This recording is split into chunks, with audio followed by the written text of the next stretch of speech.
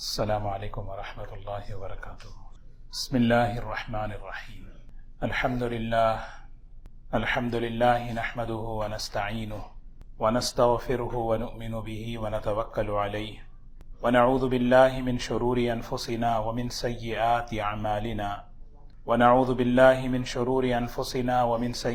اعمالنا من يهده الله فلا مضل له ومن يضلله فلا هادي له ونشهد أن لا إله إلا الله وحده لا شريك له ونشهد أن سيدنا وحبيبنا ونبينا مولانا محمدا عبده ورسوله صلى الله تبارك وتعالى عليه وسلم، أما بعد فأعوذ بالله من الشيطان الرجيم، بسم الله الرحمن الرحيم۔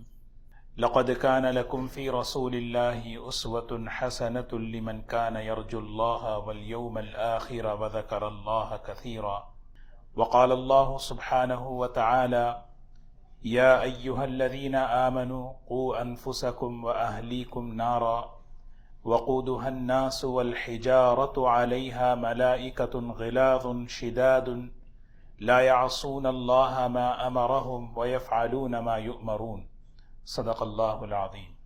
قابل احترام بزرگ و دوستو، آپ حضرات کے علم میں یہ بات ہوگی کہ پاکستان کے مفتی اعظم حضرت محمد رفیع صاحب عثمانی رحمۃ اللہ علیہ کا آج انتقال ہو گیا ہے۔ انا للہ و انا الیہ راجعون۔ اللہ تبارک و تعالی ان کی مغفرت فرمائے، ان کے درجات کو بلند فرمائے اور ان کی محنتوں کو اللہ تعالیٰ قبول فرمائے، اور اللہ تعالیٰ امت کو بہترین بدل نصیب فرمائے۔ علماء اس امت کا سرمایہ ہیں، علماء اس امت کے محسن ہیں۔ ہمیں اسلام میں یہ سکھایا گیا کہ جس شخص کی نسبت علم سے ہوتی ہے اس نسبت کا احترام کیا جائے۔ اسی سے علماء کا احترام ہے، علماء کی قدر ہے، علماء کی عظمت ہے۔ رسول اللہ صلی اللہ علیہ وسلم نے اس کی ترغیب ہمیں دی ہے، فضائل بتائے ہیں۔ العلماء ورثۃ الانبیاء وان الانبیاء لم یورثوا دینارا ولا درہما۔ علماء جو ہوتے ہیں حقیقی اللہ والے، یہ نبیوں کے وارث ہوتے ہیں۔ ایک حدیث میں آپ نے اتنی بڑی بات فرمائی کہ فضل العالم علی العابد، ایک عبادت کرنے والے پر ایک عالم کی فضیلت ایسی ہے جیسے میری فضیلت تم میں سے کسی پر ہے۔ کتنی بڑی بات ہے، کیونکہ ان کا ہم پر بڑا احسان ہے۔ علماء امت حضرات صحابہ، تابعین، تبع تابعین اور ائمہ مجتہدین، ائمہ محدثین اور اس دور کے یہ سارے علماء، اس امت کا ان پر احسان ہے۔ اس لیے کہ حدیث میں آتا ہے العلماء مصابیح الہدی، علماء ہدایت کے چراغ ہیں۔ علماء جو ہے ہدایت کا چراغ ہے۔ چراغ جب جلتا ہے تو روشنی دائیں بائیں پھیلتی ہے۔ اس طرح علماء اپنے آپ کو گھلائے ہیں۔ امام بخاری رحمۃ اللہ علیہ کا نام ہم نے سنا ہے کہ پوری امت کی گردنیں ان کے سامنے جھکی ہوئی ہیں کہ انہوں نے اتنا بڑا احسان ہم سب پر کیا ہے کہ ہمارے پاس بخاری شریف ہے۔ لیکن ان کی جو قربانی ہے، خود فرمایا کرتے تھے کہ کئی مرتبہ علم دین حاصل کرنے کے لیے مجھے اپنے کپڑے بیچنے پڑے، اپنے ایک عرصے تک غائب رہے۔ کسی نے پوچھا حضرت کہاں تھے آپ؟ فرمایا کہ کپڑوں کی کمی کی وجہ سے میں باہر نہیں نکل سکا، کیونکہ میں نے کپڑے بیچ کر اپنا پیٹ بھرا ہے۔ امام شافعی رحمۃ اللہ علیہ، بارہا ہم ان کا نام سنتے ہیں، لیکن ان کی قربانی کیا ہے؟ خود فرماتے ہیں کہ مکتب میں فیس ادا کرنے کے لیے ماں پیسہ نہیں تھا، میری والدہ گھر گھر جا کر کام کر کے میرے لیے فیس جمع کرتی تھی۔ امام احمد ابن حنبل رحمۃ اللہ علیہ، یہ سب ہمارے ائمہ ہیں۔ لکھا ہے ان کے بارے میں کہ نماز میں کبھی کبھی بھول جاتے تھے۔ کسی نے پوچھا حضرت آپ بار بار آج کل کیوں بھول رہے ہیں؟ فرمایا کئی کئی دن کا فاقہ ہے، کھانا پیٹ میں نہیں گیا۔ امام مالک رحمۃ اللہ علیہ خود فرماتے ہیں میں نے علم حاصل کرنے کے لیے اپنے گھر کے چھت کی لکڑیاں جو ہے نا میں نے فروخت کی ہیں۔ دوستو، اللہ تعالی ہمارے دلوں میں علماء کی، اہل علم کی قدر، عظمت، محبت پیدا فرمائے۔ ان کا بہت بڑا پوری امت پر احسان۔ جیسے میں نے عرض کیا، حضرت مفتی محمد رفیع صاحب رحمۃ اللہ علیہ اس دور کے، ہمارے دور کے یہ بہت بڑے علماء میں سے ہیں۔ ان کی بڑی خدمات ہیں ہم سب کے لیے، پوری امت کے لیے۔ ایک بات میں آج کی مجلس میں عرض کروں، حضرت کا ایک سفر ہوا تھا امریکہ، غالباً 2003 یا 2004 میں۔ وہ سب سے آخری سفر تھا۔ اس سفر میں مختلف علاقوں میں انہوں نے تقریریں کی۔ ایک تقریر سان فرانسسکو کی مسجد میں بھی انہوں نے کی ہے۔ حضرت مولانا ممتاز الحق صاحب رحمۃ اللہ علیہ نے ترجمہ کیا تھا، وہ بھی اللہ کو پیارے ہو گئے۔ اللہ تبارک و تعالی ہم سب کی طرف سے ان علماء کو بہترین جزائے خیر عطا فرمائے۔ امام احمد ابن حنبل رحمۃ اللہ علیہ فرماتے ہیں میں اپنے استاد کے لیے 40 سال سے کبھی بغیر ناقے کی دعا نہیں چھوڑی۔ ہر نماز کے بعد میں اپنے استاد کے لیے دعا کرتا ہوں۔ یہ ان کا ہم پر احسان ہے۔ فرماتے تھے جو آدمی اپنے استاد کے لیے دعا کرتا ہے اللہ اس کے حافظے میں برکت عطا فرماتے ہیں۔ یہ علم دین ہی ایسی چیز ہے۔ تو ابھی وقت مختصر ہے، میں مختصر ایک بات عرض کروں۔ حضرت کا جب سفر ہوا امریکہ تو حضرت نے ایک تقریر کی۔ اس تقریر کا عنوان ہے مسلمان امریکہ میں کس طرح رہیں۔ ہم سب کی ضرورت ہے، ہم یہاں اس ماحول میں رہتے ہیں۔ اور انہوں نے 7 نکات پیش کیے ہیں اور فرمایا کہ دیکھو، ایک بھائی کا مشورہ ہے، تجربہ ہے، کئی سفروں کے بعد اور یہاں کے تجربہ کار لوگوں سے تبادلہ خیال کرنے کے بعد میں قرآن اور حدیث کی روشنی میں یہاں کے مسلمانوں کے لیے ان کے دین کی، ان کے ایمان کی، ان کی نسلوں کے ایمان اور دین کی حفاظت کے لیے یہ 7 نکات میں پیش کرتا ہوں۔ 7 نکات انہوں نے بتائے۔ سب سے پہلے تو قرآن پاک کی جو آیت میں نے پڑھی ہے یہ ہمیشہ ہمارے ذہنوں میں ہو۔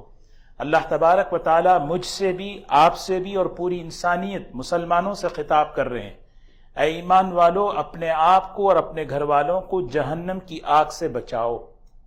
اپنے بچوں کو، اپنے گھر والوں کو۔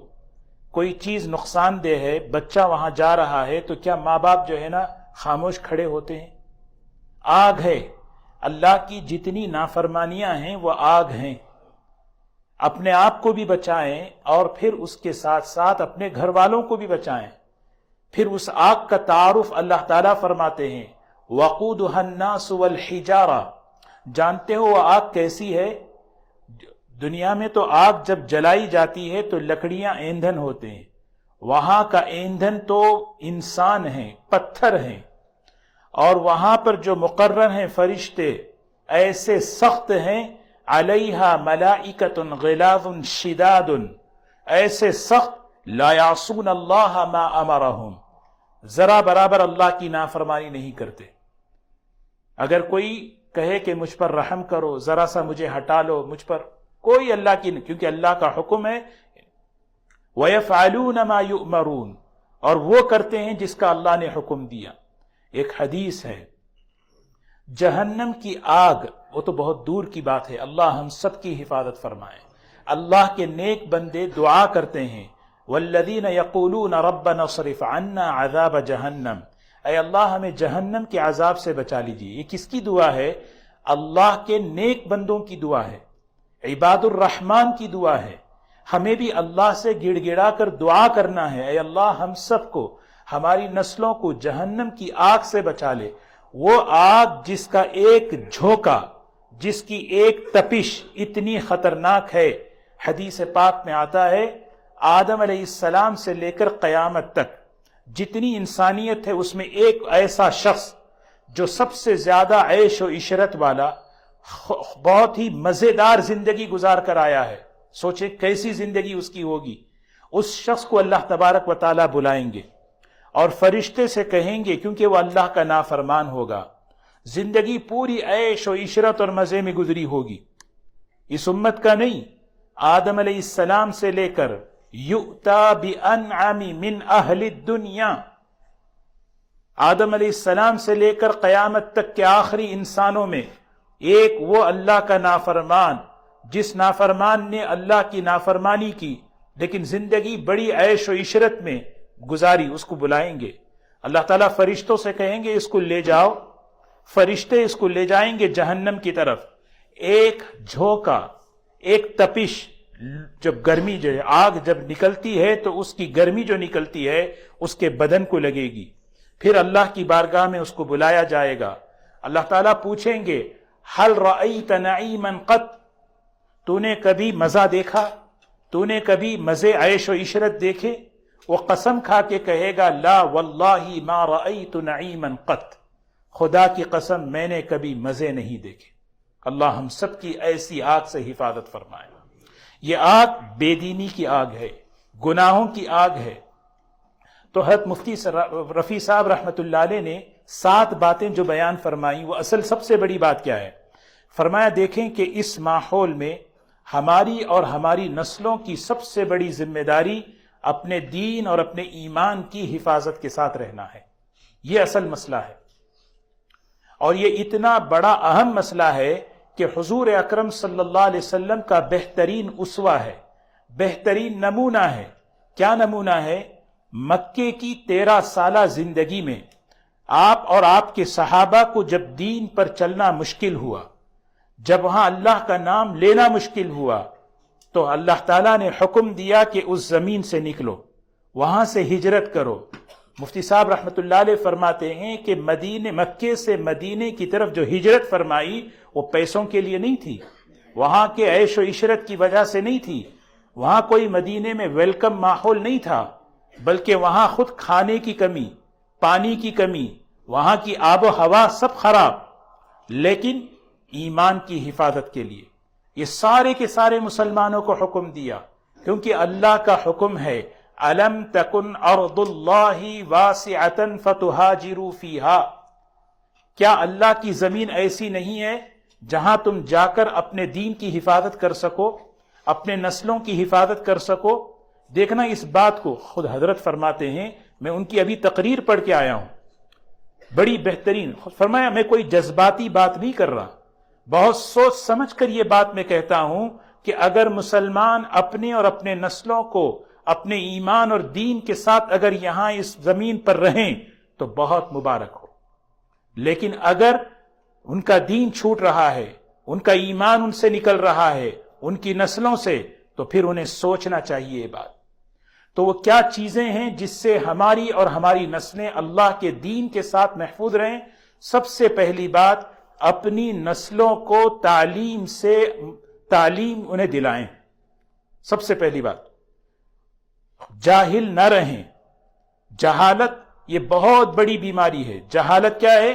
آدمی اپنی عقیدے سے جاہل ہے، اپنے عمل سے جاہل ہے، اپنے دین سے جاہل ہے. اسی لیے حدیث میں علم حاصل کرنے کی فضیلت بیان کی.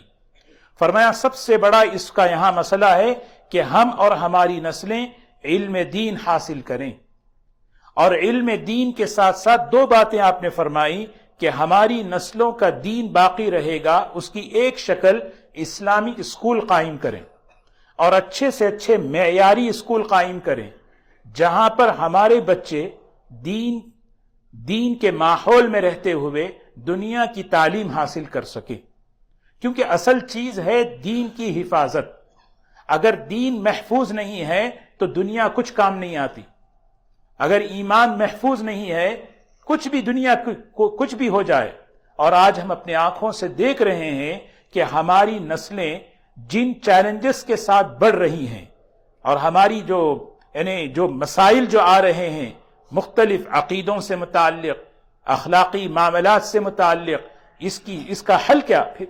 پھر اب حضرت نے خود فرمایا، میں جانتا ہوں اس ملک کے اندر اسکولز قائم کرنا بہت مشکل کام ہے، لیکن جو ہے جب ہمت کر لیں، عزم کر لیں، اللہ آسان کر دیتے ہیں۔ یہاں سب سے بڑا مسئلہ فنڈ کا مسئلہ ہے، پیسوں کا مسئلہ ہے۔ اگر فیس زیادہ لیں گے تو بچے کم آئیں گے، اور اگر فیس کم کر دیں گے تو معیار گھٹ جائے گا۔ کیا کیا جائے؟ تو حضرت نے طریقہ لکھا، بتایا کہ دیکھو، ایک آدمی سوچے کہ کوئی گھر کے اندر کوئی بڑا اہم کام آ جائے، بہت ہی اہم کام، تو آدمی اس کے لیے کیسی فکر کر کے، کیسے اس کے لیے جان مال کی قربانی دیتا ہے۔ فرمایا یہ اس وقت کے ایمان کی حفاظت کا ایک اہم مسئلہ ہے کہ ہماری نسلوں کے لیے اسکولز قائم کرنا، ہمارے بچوں کے لیے، بچیوں کے دین کی حفاظت کے لیے اسکول۔ یہ آدمی سوچنے کی بات ہے۔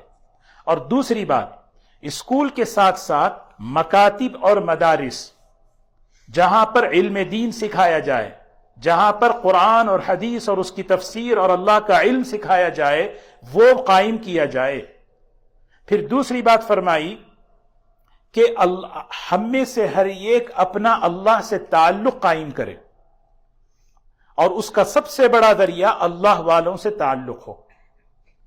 اللہ والوں سے تعلق آج کل تو بہت آسان ہے، ای میل کے ذریعے کر سکتے ہیں، فیکس کے ذریعے، فون کے ذریعے، ٹیکسٹ کے ذریعے۔ ہمارے پاس کوئی جو ہے ایکسکیوز نہیں ہے کہ وہ بہت دور رہتے ہیں۔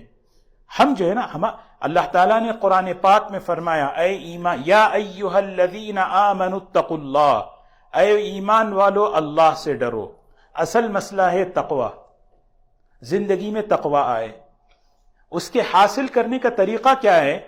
کونوا مع الصادقین۔ اگلا ہی جملہ فرمایا، سچوں کے ساتھ رہو، یہ خوبی تمہارے اندر آ جائے گی۔ نمازیوں کے ساتھ رہو، نمازی بن جاؤ گے۔ سچوں کے ساتھ رہو، سچائی آ جائے گی۔ اسی لیے ہمارا تعلق اللہ والوں سے ہو۔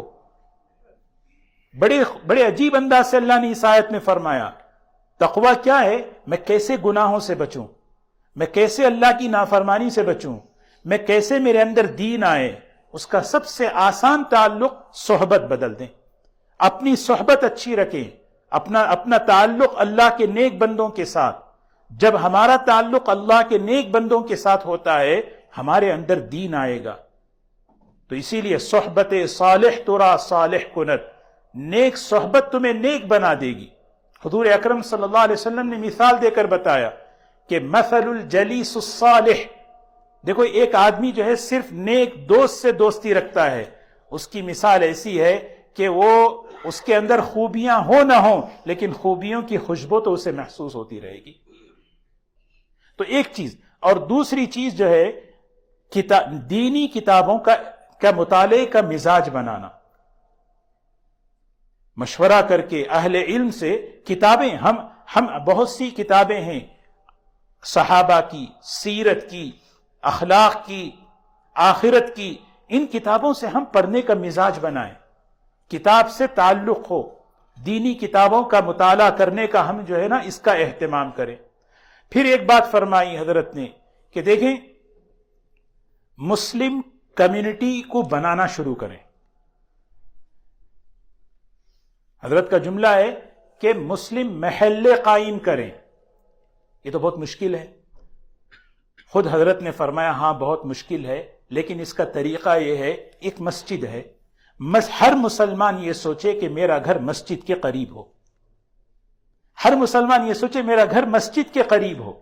مسجد کے قریب اگر ہم بسنا شروع کریں گے تو ہمارا کیا ہوگا، علاقہ جو ہے نا ایک ماحول بنے گا، مسلمانوں کا ماحول بنے گا، اور مسلمانوں کے ماحول سے ہمارے بچوں میں، ہماری عورتوں میں اور ہمارے اندر کیا ہوگا، ایک مزاج دینی بنے گا۔ یہ بہت ضروری، اور حدیثوں میں اس کی طرف اشارہ ہے، حدیثوں میں اس کی طرف۔ اور آج دنیا میں دیکھ لیں، خاص طور پر ویسٹرن کنٹریز میں جہاں مسلمان ملے جلے ہیں، قریب ہیں، وہاں کا ماحول ہی کچھ اور ہے۔ خود ہماری مسجد دیکھ لیں، ماشاءاللہ ایک اپارٹمنٹ ہمارے سامنے ہے، اس کی برکت ہے کہ ہمارے پاس نمازی کتنے ہوتے ہیں، چل کر خود بخود نماز میں آ جاتے ہیں۔ جب ہمارا گھر مسجد سے قریب ہوگا، کیونکہ مسجد میں 5 وقت آیا جاتا ہے، اور اسکول 1 مرتبہ جاتے ہیں، آفس 1 مرتبہ جاتے ہیں، تو حضرت مفتی رفیع صاحب رحمۃ اللہ علیہ فرماتے ہیں کہ دیکھو مسلمان مسجد قائم کریں اور مسجد کے اطراف اپنے گھروں کو جو ہے نا وہاں پہ بسیں، اس سے مسلمان کا محلہ بنے گا، کمیونٹی بنے گی، اس سے جو ہے نا خوشی میں، غم میں، درد میں، دکھ میں، تعاون میں ایک دوسرے کا ساتھ ہوگا، پھر ایک ماحول بنے گا، اور اس ماحول سے کیا ہے ہمارا دین محفوظ ہوگا۔ پھر ایک بات یہ فرمائی، 7 باتیں میں نے کہیں، ایک بات یہ فرمائی، اس ملک میں رہتے ہوئے ویسے ہر ایمان والے کے لیے تقاضا ہے، حرام کھانے سے، حرام مال سے اپنی حفاظت کریں۔ حرام مال جو ہے نا یہ بڑا خطرناک ہے، ہمیشہ اپنی کمائی، اپنا مال حلال ہو۔ حلال لقمے کی تاثیر کہ ہمارے اعمال صحیح ہو جاتے ہیں، ہماری نسلوں میں نیکی آتی ہے، اللہ تعالیٰ دین کی بیداری اللہ عطا فرماتے ہیں۔ جب پیٹ میں حرام لقمہ جاتا ہے اس کا اثر دین سے غفلت کہ آدمی اپنے دین سے غافل ہے اور اپنے اعضاء بے قابو۔ امام غزالی رحمت اللہ علیہ خود فرماتے ہیں جب معدہ جو ہے حوض کی طرح ہے، اس میں جب کوئی حرام لقمہ جاتا ہے نگاہیں بے قابو، کان کا سننا بے قابو، زبان بے قابو، وجہ اس کی یہ ہے کہ حرام آمدنی آ گئی۔ حرام سے اپنے آپ کی حفاظت کریں۔ پھر اس کے بعد حضرت نے ایک اور مشورہ، ایک اور نکتہ بتایا کہ دیکھیں اپنی مادری زبان کو ہر حال میں اپنے گھر میں بولیں، عرب عربی بولیں، افغانی افغانی بولیں، گجراتی گجراتی بولیں، اردو والے اردو بولیں۔ فرمایا دیکھو یہ صرف ایک زبان نہیں ہے، مفتی رفیع صاحب رحمت اللہ علیہ فرماتے ہیں زبان ایک مزاج ہے، زبان ایک سوچ ہے۔ کتنی بڑی بات فرمائی، جب آدمی زبان سے ہٹتا ہے تو اپنے ماضی سے کٹتا ہے، جب آدمی اپنی زبان سے ہٹتا ہے تو ماضی سے کٹتا ہے۔ ہمارا ماضی ہمارے بڑے ہیں، ہم بارہا تذکرہ کرتے ہیں ہمارے بڑوں میں کیا ادب تھا، ہمارے بڑوں میں کیا اکرام تھا، کیسی محبتیں تھی، کیا ہم ٹھیک ہے یہاں کی زبان جو بھی انگریزی ہے، لیکن اس کے ساتھ ساتھ گھر کے اندر ہم بلکہ حضرت مولانا علی میاں صاحب رحمت اللہ علیہ نے بڑی عجیب بات بتائی تھی، فرمایا کہ معاشرت اگر باقی رکھنا ہے تو اپنی زبانوں کی حفاظت کرو۔ اپنی زبان معاشرت سے جڑی ہوئی ہے، اپنی زبان مزاج سے جڑی ہوئی ہے، ہمارا زبان ہمارے ماضی سے جڑا ہوا ہے، اسی لیے کوشش کریں کہ اپنی زبان مادری جو بھی جس کی زبان ہو وہ زبان گھر میں بولیں۔ پھر آخر میں فرمایا کہ دیکھو اس ملک میں ہو تو سب سے بڑی ہماری ذمہ داری ہے اخلاق کے ساتھ اور حقوق العباد کے ساتھ یہاں ماحول میں رہو، ہر ایک بندہ اللہ کے بندوں کا حق ادا کرے، ہر آدمی اللہ کے بندوں کا حق ادا کرے، میری ذات سے کسی کو تکلیف نہ پہنچے، میری ذات سے کسی۔ فرمایا کہ سب سے پہلی چیز ٹریفک کے قانون ہے، ٹریفک کے قوانین ہیں، اس کی پوری پابندی کرنا، صفائی کا خیال رکھنا۔ حضرت جی مولانا انعام الحسن صاحب رحمت اللہ علیہ کی بات خود حضرت نے کوٹ کی ہے۔ کچھ لوگ حضرت کے پاس آئے اور آ کر کہنے لگے پہلے یہاں پہ بہت جو ہے نا عیسائی تھے، وہ سب جو ہے ایک ایک کر کے الحمدللہ چلے گئے، اب سب ہم یہاں ہیں۔ تو پوچھا کیوں کیسے کیا ہوا؟ کہ لگے یہاں ہم لوگ اتنا شور شرابہ کرتے تھے کہ یہ سب جو ہے وہ لوگ خاموش پسند، وہ ایک ایک کر کے نکل گئے، بس ہم یہاں ہیں الحمدللہ۔ تو حضرت جی مولانا انعام الحسن صاحب رحمت اللہ علیہ نے بڑے افسوس کے ساتھ فرمایا کاش آپ اپنے اخلاق سے انہیں مانوس کرتے، تمہاری یہ ذمہ داری تھی کہ تم اپنے اخلاق سے انہیں مانوس کرتے۔ چھوٹی چھوٹی چیزیں ہیں، راستے میں چلتے ہوئے گندگی نہیں کرنا، ٹریفک کا قانون کا لحاظ رکھنا، شور شغف نہیں ہونا، اونچی آواز نہیں ہونا، یہ چیزیں میرے ذریعے سے کسی کو۔ فرمایا یہ میری کچھ باتیں ہیں، ایک بھائی کی طرح ان کی کتاب ہے خطبات، کیا تواضع ہے دیکھیے سبحان اللہ۔ کسی عالم نے وہ خطبات کو جمع کر کے حضرت کے سامنے پیش کیا اور نام لکھا اصلاحی خطبات۔ تو حضرت نے دیکھ کر کہا اس ناچیز کی زبان سے تقریر یہ بھی جو ہے کہنا مناسب نہیں ہے، اس ناچیز کی زبان پر جو چیز آ رہی ہے اسے تقریر کہنا بھی مناسب نہیں، اور آپ تو اصلاحی تقریر کہہ رہے ہیں۔ یہ تواضع ہے، مفتی اعظم ہیں پاکستان کے، اور تواضع دیکھیے اتنی ہے کہ اپنے بیان کو تقریر کہنے میں کہہ رہے ہیں کہ یہ بھی تقریر. یہی چیز ہمارے اکابر کو جو ہے نا، نور علی نور، ان کے قبولیت کا ذریعہ بن گئی. ان کے پاس علم تھا، ان کے پاس تقوی تھا، ان کے پاس تعلق مع اللہ تھا، لیکن اس کے ساتھ وہ اتنے تواضع کے ساتھ، عاجزی کے ساتھ، بس اللہ تعالیٰ یہ صفات، یہ خوبیاں ہمیں نصیب فرمائیں. آخری ایک بات حضرت کی میں عرض کروں. حضرت نے بڑی عجیب بات فرمائی. کہا دیکھو بہت زیادہ اس کی فکر کرنا کہ ہم اپنی مسجدوں میں نئی جنریشن اور نئی نسل کو لائیں، دین میں لانے کی کوشش کریں.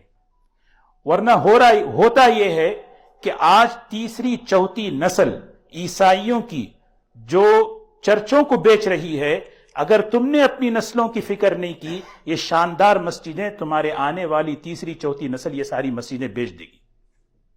یہ سوچنے کی بات ہے. آج کی باتیں جو ہے صرف میں حضرت کی نسبت پر کچھ باتیں جو ہمارے لیے بہت ضروری ہیں، اس کو ہم سوچیں اور اس کو ہم اپنے عمل میں لائیں. اللہ تبارک و تعالی ہم سب کو عمل کی توفیق نصیب فرمائیں.